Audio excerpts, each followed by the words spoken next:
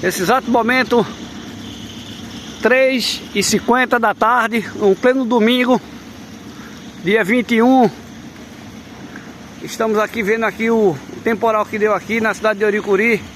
A chuva forte, o ventanal derrubou foi tudo aqui, ó.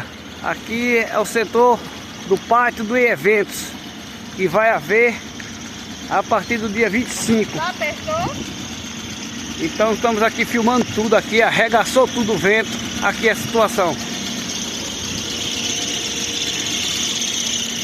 Estamos aqui filmando, mostrando a situação que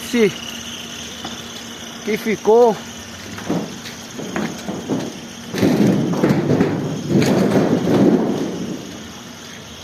Depois do temporal que deu agora nesta tarde aqui na cidade de Oricuri, né?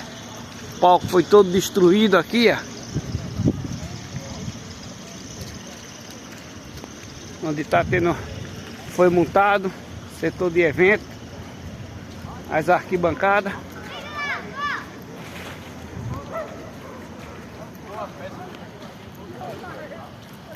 Pessoal aqui tudo vendo a destruição que o vento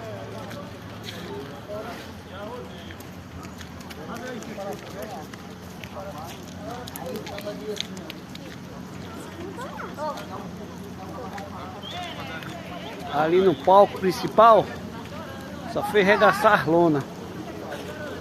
Regaçar lona.